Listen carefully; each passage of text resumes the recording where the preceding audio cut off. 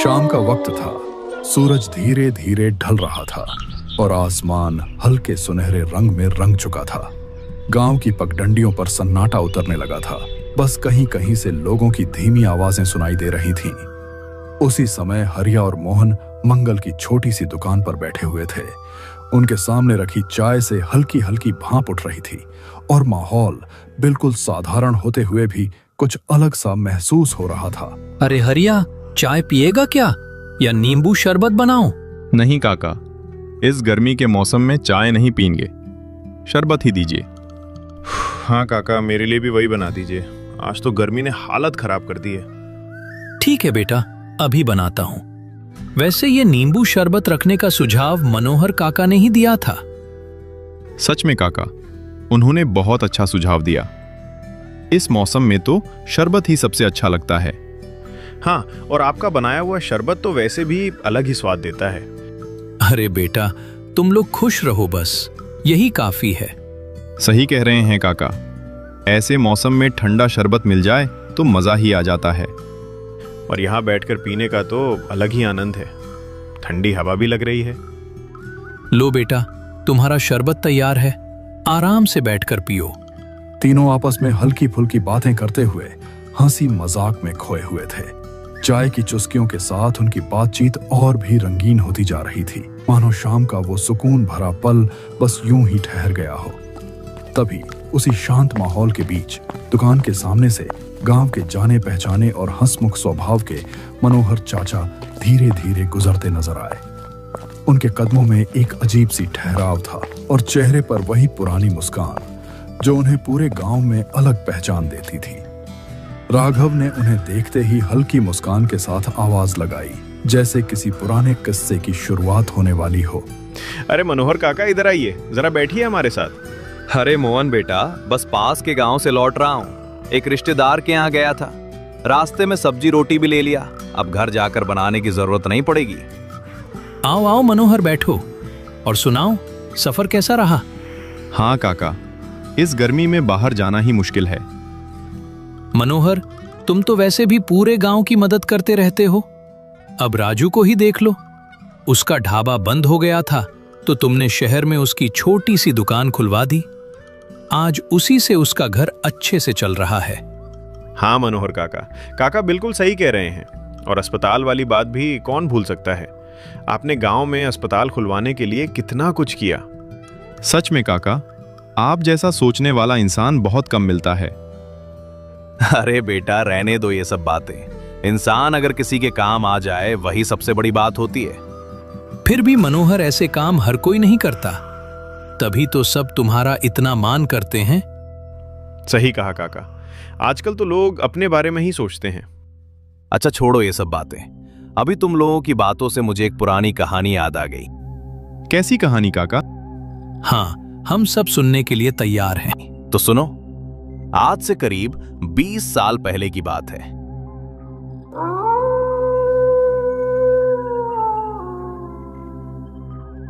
तूफान आने से पहले ही चारों तरफ एक अजीब सा अंधेरा फैलने लगा था। मालवा का वह इलाका अपनी पथरीली जमीन, सूखेपन और उड़ती लाल धूल के लिए जाना जाता था, जहां हवा भी जैसे थम सी जाती थी।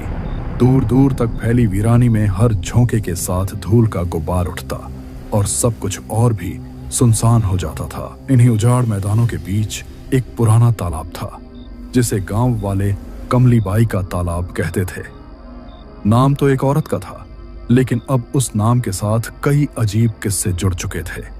लोग दिन के उजाले में भी वहां जाने से कतराते थे, जैसे उस जगह का सन्नाटा अपने अंदर कुछ छुपाए बैठा हो। गांव में अभी तक बिजली नहीं पहुंची थी और गर्मियों की उमस भरी रातों में लोग बस लालटेन की टिमटिमाती रोशनी में बैठे रहते थे। उसी धुंधली रोशनी और चिपचिपी गर्मी से परेशान होकर साहिल झुंझलाते हुए बोला, यार ये कैसी गर्मी है, दम घुट रहा है यहाँ तो। ऊपर से ये अंधेरा और ये टिमटिमाती लालटेन, कुछ भी साफ दिखाई नहीं देता। पता नहीं यहाँ लोग ऐसे कैसे रहते हैं। मुझे तो बिल्कुल अच्छा नहीं लग रहा।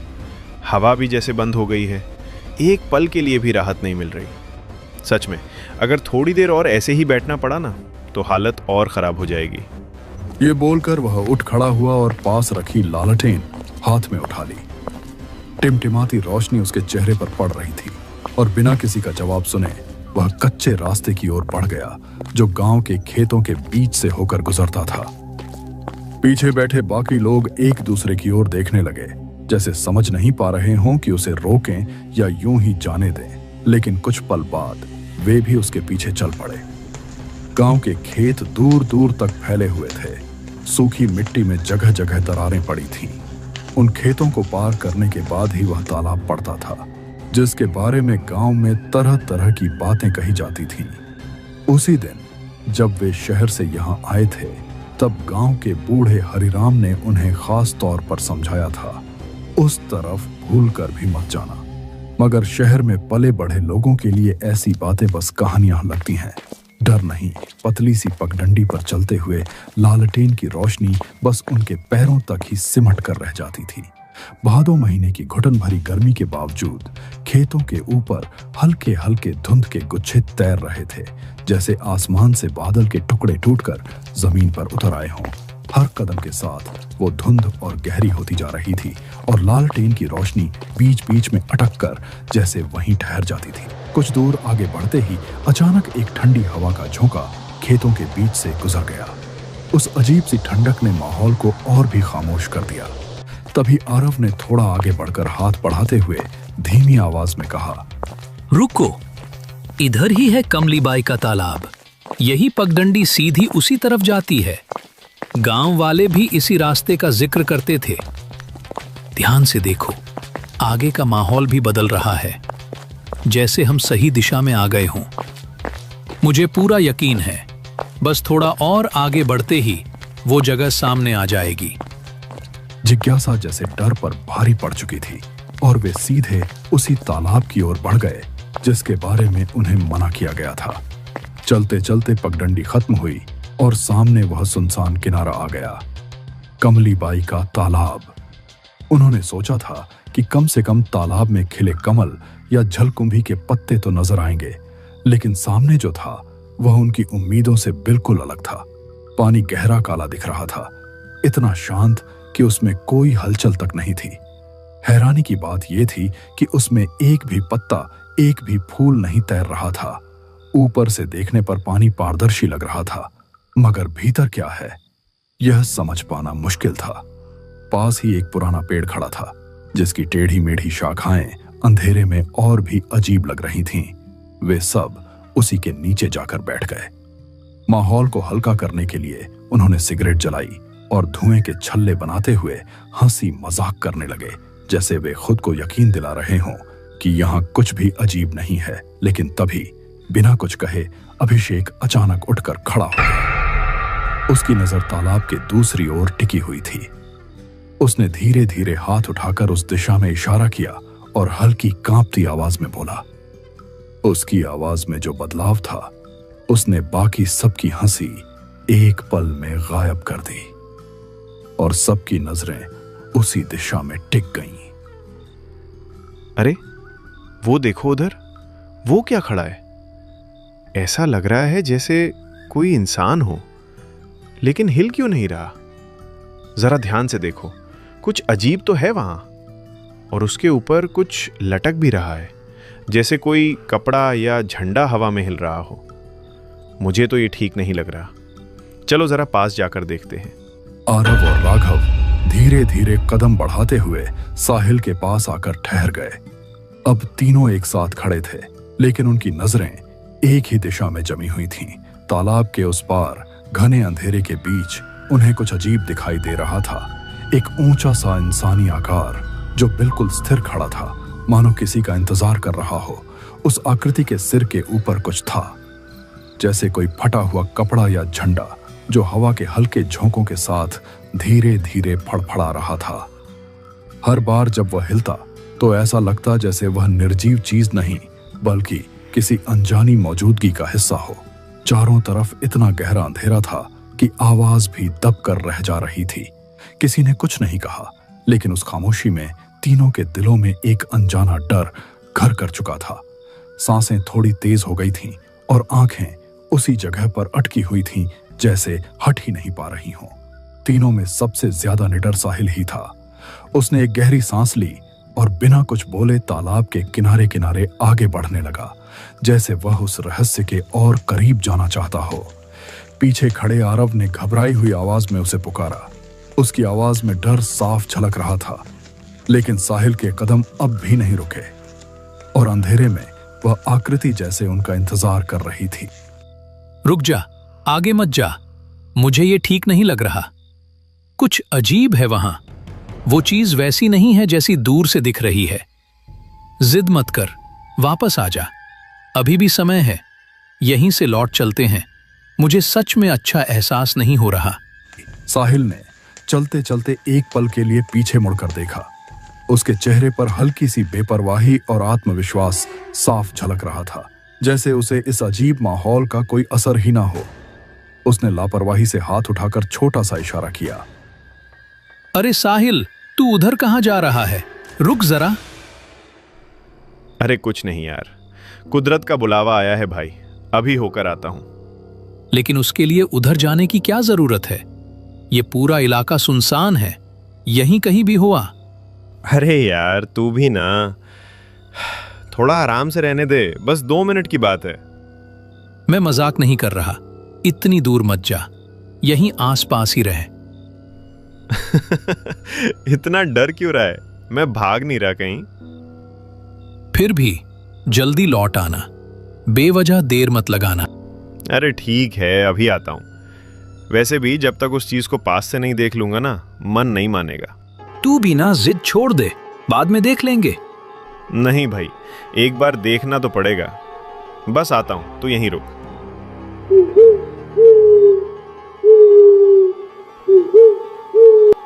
उसकी चाल में एक अजीब सी जिद थी, मानो वह हर हाल में उस रहस्य के करीब पहुंचना चाहता हो।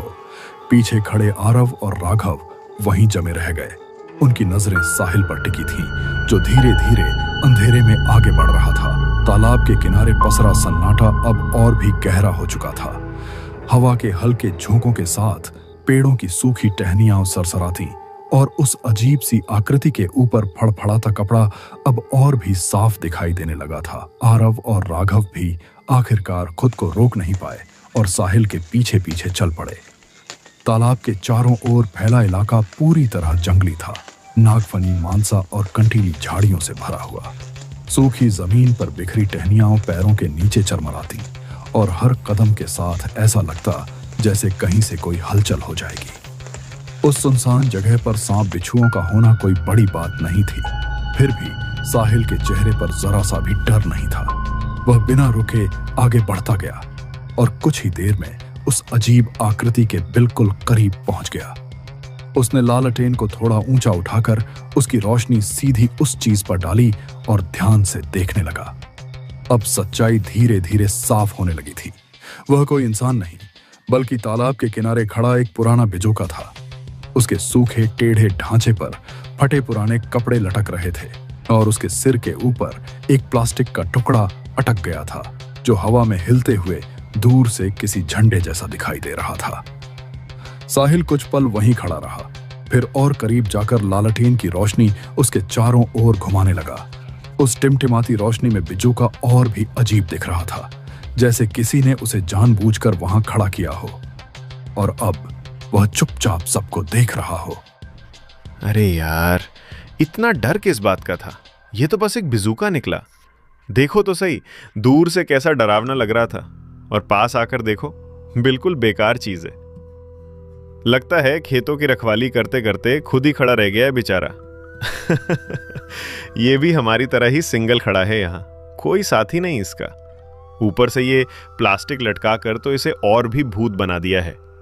सच में लोगों ने बेवजह ही इसका इतना डर बना रखा है। साहिल उस बिजूके के सामने बेपरवाह खड़ा रहा।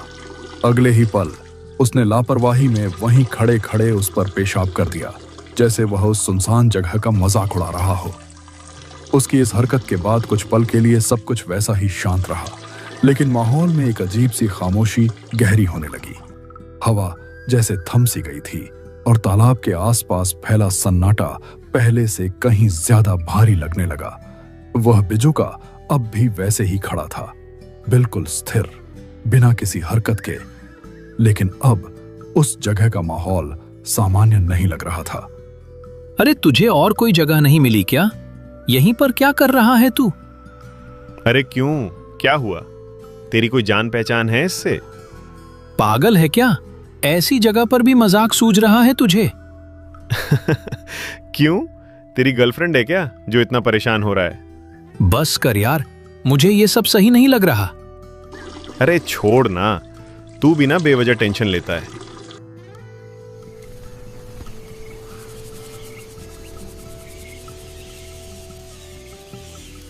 आरव और राघव हल्की हंसी के साथ वापस उसी पेड़ की ओर मुड़ने लगे। माहौल थोड़ा सामान्य सा लगने लगा था, जैसे अभी जो कुछ हुआ वह बस एक मामूली बात हो। तभी अचानक पीछे से धप की तेज आवाज आई। दोनों एकदम से चौंक पड़े और तुरंत पीछे मुड़े। उन्होंने देखा साहिल जमीन पर गिरा पड़ा था। उसका चेहरा उसी बिजूके की तरफ था और उसके गले से एक अजीब घुटी हुई सी आवाज निकल रही थी जो उस सन्नाटे में और भी डरावनी लग रही थी। बिना एक पल गंवाए दोनों उसकी तरफ दौड़ पड़े। चारों ओर इतना घना अंधेरा था कि कुछ साफ दिखाई नहीं दे रहा था, बस लालटेन की कमजोर रोशनी ही सहारा थी। साहिल के पास पहुंचकर उन्होंने झुककर उसे पकड़ने की कोशिश की। उसका शरीर ढीला पड़ा था और सांसें असामान्य लग रही थीं, जैसे कुछ ठीक नहीं हो। साहिल, ये क्या हो गया तुझे? ऐसे क्यों कर रहा है? उठ, सुन रहा है ना मेरी बात? तू जमीन पर ऐसे क्यों गिर पड़ा? क्या हुआ है तुझे? ठीक से बोल, डर मत, हम यहीं हैं। क्या है उधर? साफ साफ बता। मुझे कुछ समझ नहीं आ रहा।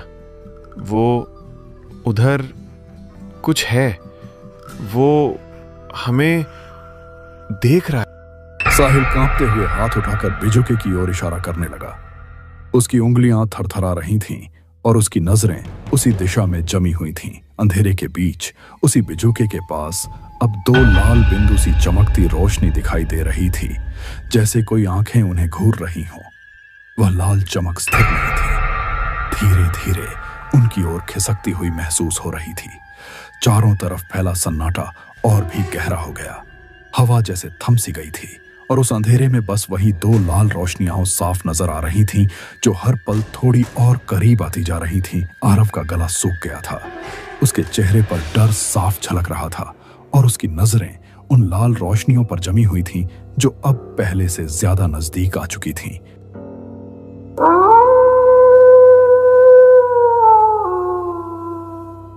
भाई, हमें यहां से भागना पड़ेगा। ये जगह बिल्कुल ठीक नहीं है। यहां आसपास कोई भी नहीं है और जो हो रहा है वो सामान्य नहीं है। मैंने पहले ही कहा था, ये सब शहर जैसा नहीं है। यहां ऐसी चीजें सच में होती हैं। अरे बाप रे, ये क्या है? ये तो हमारी तरफ ही आ रहा है। चल, देर मत कर, अभी निकलते हैं यहां से। खुले मैदान के बीचों बीच वे तीनों जान बचाकर भागने लगे। पैरों के नीचे सूखी मिट्टी उड़ रही थी और सांसें बेकाबू हो चुकी थीं। उसी भागते हुए पल में आरव ने एक बार पीछे मुड़कर देखा और उसका दिल जैसे वहीं थम गया। तालाब की दिशा से एक औरत की आकृति हवा में तैरती हुई उनकी ओर बढ़ रही थी, जमीन से काफी ऊपर, बिना किसी सहारे के। उसकी आंखें लाल चमक रही थीं और उसका रूप अंधेरे में भी साफ नजर आ रहा था। तुम लोगों की वजह से ही मैं आजाद हुई हूँ। इतने सालों से इस सन्नाटे में बंधी थी मैं, और तुमने आकर मेरी नींद तोड़ दी। अब मैं फिर से लौट आई हूँ। तुमने सोचा था ये सब बस एक मजाक है, एक पुरानी कहानी, लेकिन हर कहानी के पीछे एक सच्चाई होती है। तुमने उस सीमा को पार किया है जहां से लौटना आसान नहीं होता। तुम्हारी हर आहट, हर डर मुझे और मजबूत कर रहा है। अब ये अंधेरा तुम्हें अपने अंदर समेट लेगा और तुम चाहकर भी इससे दूर नहीं जा पाओगे। कुछ दूर भागने के बाद जब वे मैदान के बीच तक पहुंचे, तब भी डर उनका पीछा नहीं छोड़ रहा था। उन्हें साफ महसूस हो रहा था कि वह आकृति अब भी उनके पीछे है। और जब उन्होंने फिर पीछे देखने की हिम्मत की, तो वह बस करीब 10 हाथ की दूरी पर थी। सबसे डरावनी बात यह थी कि उसके साथ वही बिजूका भी था, जो अब जमीन पर नहीं बल्कि उसके पीछे पीछे हवा में तैरता हुआ उनके साथ साथ बढ़ रहा था। दोनों आकृतियां साथ साथ थीं, जैसे एक दूसरे से जुड़ी हुई हों। यह दृश्य देखकर तीनों के शरीर में सिहरन दौड़ गई। उनके कदम और तेज हो गए और वे बिना रुके अंधेरे में भागते रहे। साहिल आगे आगे रास्ता पकड़कर दौड़ रहा था और बाकी दोनों उसके पीछे पीछे। आखिरकार हांफते हांफते वे घर पहुंचे, अंदर घुसे और जोर से दरवाजा बंद कर दिया। अंदर उनकी हालत देखकर हरिराम की नजर उन पर टिक गई और कमरे का माहौल अचानक भारी हो गया। अरे ये कैसी हालत बना रखी है तुम लोगों ने? इतनी रात में कहाँ गए थे? चेहरा क्यों उड़ा हुआ है तुम्हारा? वो हम कमली बाई के तालाब की तरफ चले गए थे। क्या तुम लोग वहां गए थे? तुम्हें मना किया था ना उस जगह से दूर रहने के लिए। हमें लगा बस ऐसे ही बातें होंगी, लेकिन वहां जो देखा वो कुछ और ही था। मैंने पहले ही कहा था वो जगह साधारण नहीं है, वहां जाने की गलती कोई नहीं करता। वो कुछ हमारे पीछे आ रहा था और साहिल, उसकी हालत भी अचानक बिगड़ गई। तुम लोगों ने बहुत बड़ी गलती कर दी। उस जगह से जो छेड़छाड़ करता है वो उसे छोड़ती नहीं है। उनकी घबराई हुई हालत और टूटी फूटी बातों को सुनते ही हरिराम का चेहरा एकदम सफेद पड़ गया। उसकी आंखों में ऐसा डर उतर आया जैसे वह इस बात को पहले से जानता हो, लेकिन कहना नहीं चाहता था। तीनों बिना समय गंवाए कमरे में गए, दरवाजा अंदर से बंद किया और सीधे बिस्तर पर जा लेटे। डर इतना था कि पूरी रात उन्होंने लालटेन बुझने नहीं दी। उसकी टिमटिमाती रोशनी ही उन्हें थोड़ा सहारा दे रही थी। रात जैसे तैसे बीत गई। बाहर से कोई आवाज नहीं आई, कुछ और अजीब नहीं हुआ, लेकिन जो उन्होंने देखा था उसका असर अब भी उनके चेहरों पर साफ झलक रहा था। हरिराम पूरी रात चुप रहा, मगर उसके चेहरे की गंभीरता बता रही थी कि बात उतनी साधारण नहीं है जितनी वे समझ रहे थे। सुबह जब उनकी आंख खुली तब तक सूरज काफी ऊपर चढ़ चुका था, लेकिन रात का वह खौफ अब भी उनके मन से गया नहीं था।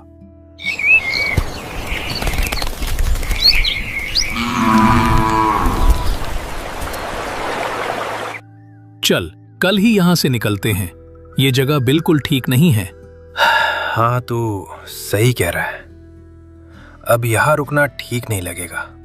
रात जो हुआ उसके बाद तो मेरा मन बिल्कुल नहीं लग रहा यहां। और वैसे भी यहां आते ही मेरा सिर दर्द करने लगा है, पता नहीं क्यों। जितनी जल्दी निकल जाए उतना अच्छा है। हाँ, बस कल ही निकलते हैं। अब यहां और रुकने का कोई मतलब नहीं। वे धीरे धीरे कमरे से बाहर निकलने लगे, जैसे रात की बातों को पीछे छोड़ देना चाहते हों। उनके कदम अभी दरवाजे तक ही पहुंचे थे कि तभी पीछे से हरिराम की आवाज ने उन्हें रोक लिया। उसकी आवाज में एक अजीब सी गंभीरता थी, जिसने तीनों को अनायास ही ठिठकने पर मजबूर कर दिया, जैसे वह कुछ ऐसा कहने वाला हो जो सुनना आसान नहीं होगा। कल रात तुम लोगों ने बहुत बड़ी भूल कर दी है। उस तालाब के पास कोई नहीं जाता। रात की तो बात ही छोड़ो, दिन में भी कोई वहां भटकने की हिम्मत नहीं करता। वो जगह साधारण नहीं है। उस तालाब के आसपास की जमीन श्रापित है और उसका कारण भी है। वो कमली बाई डायन का तालाब है और जो बिजूका वहां खड़ा है ना, उसी के नीचे उसे जिंदा गाड़ दिया गया था। कहते हैं उसे वहीं दबा दिया गया था ताकि उसकी परछाई भी बाहर ना आ सके, लेकिन तुम लोगों ने जाकर उसे फिर से जगा दिया है। वहां जो भी गया वो वापस नहीं लौटा और अब तुम लोग भी उसकी नजर में आ चुके हो। जितना जल्दी हो सके यहां से चले जाओ। इस गांव की सीमा से जितना दूर निकलोगे उतना ही तुम्हारे लिए अच्छा होगा, क्योंकि अब वो जाग चुकी है और आज की रात कुछ भी हो सकता है। यह बात तीनों के कानों तक साफ पहुंच चुकी थी, मगर कोई भी उसे आगे बढ़ाना नहीं चाहता था। वे चुपचाप खड़े रहे, जैसे सब कुछ समझते हुए भी अनसुना करने की कोशिश कर रहे हों।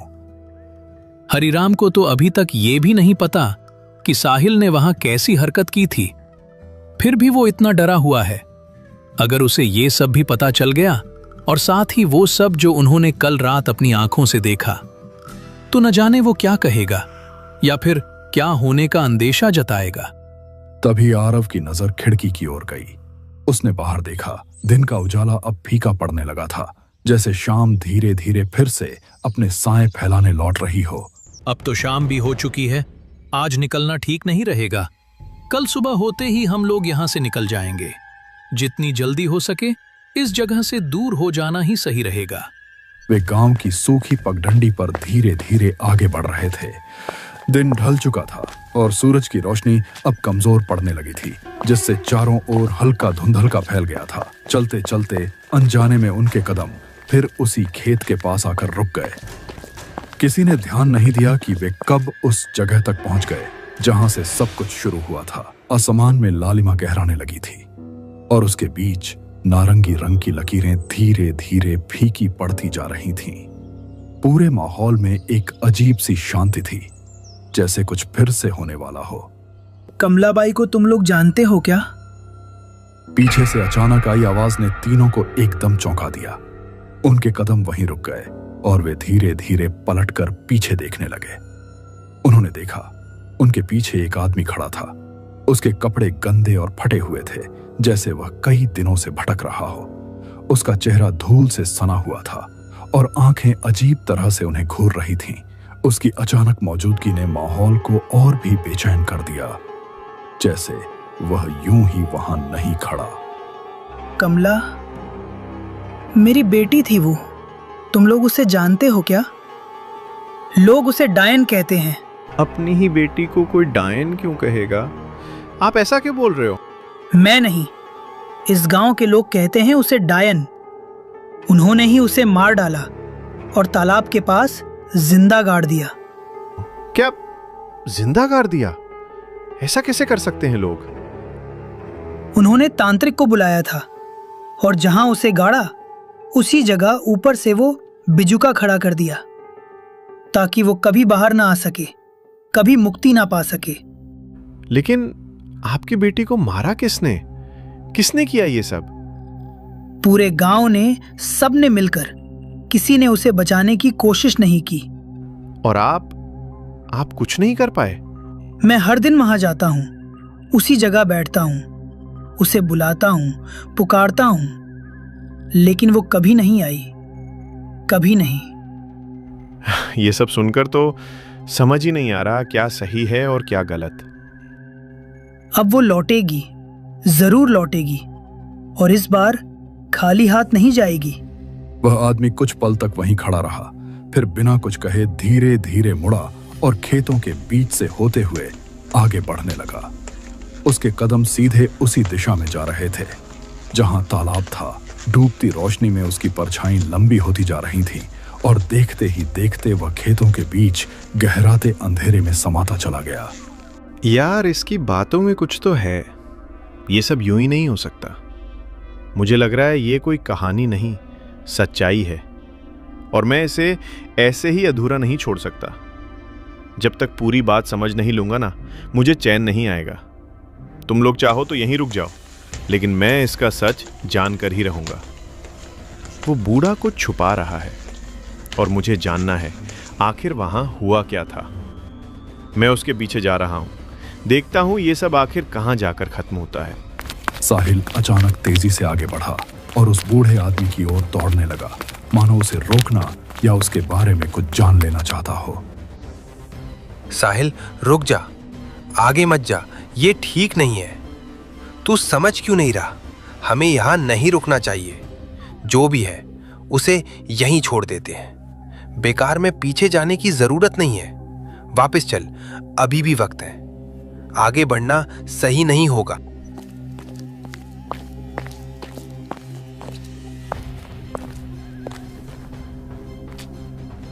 दौड़ते हुए वह उस बूढ़े आदमी के बिल्कुल पास जा पहुंचा और उसके सामने रुककर उससे कुछ पूछने के लिए झुककर ध्यान से उसकी ओर देखने लगा। हमने आपकी बेटी को देखा है, वही तालाब के पास। उस बूढ़े आदमी की आंखें अब बिल्कुल बदल चुकी थीं।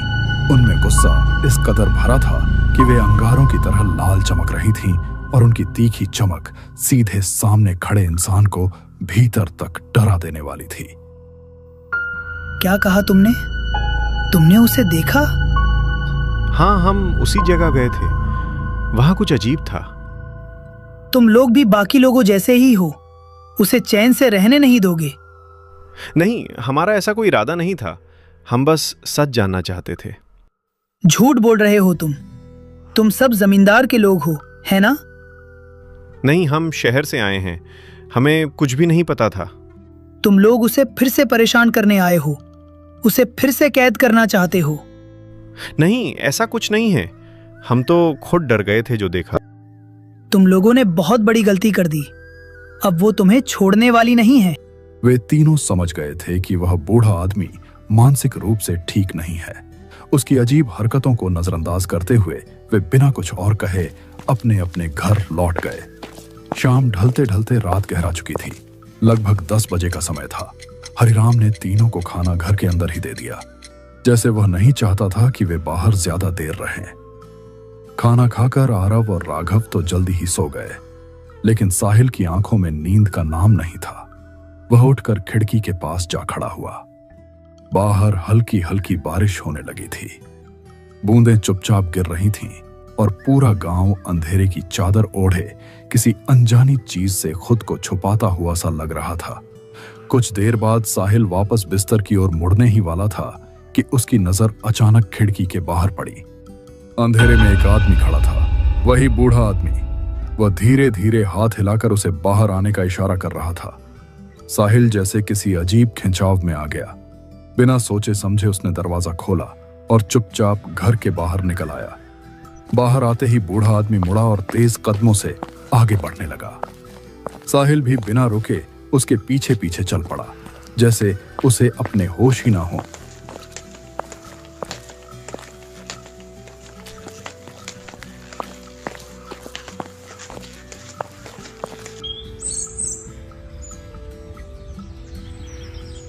अगली सुबह जब आरव और राघव की नींद खुली तो उन्होंने चारों तरफ देखा, लेकिन साहिल कहीं नजर नहीं आया। कमरे में एक अजीब सी खामोशी थी और अब उन्हें एहसास होने लगा था कि कुछ ठीक नहीं है। साहिल घर में कहीं भी नहीं है। मैंने हर जगह ढूंढ लिया, लेकिन वो कहीं नहीं मिल रहा। रात को तो यहीं था, अचानक कहां चला गया समझ ही नहीं आ रहा। मुझे पता था ऐसा ही कुछ होने वाला है।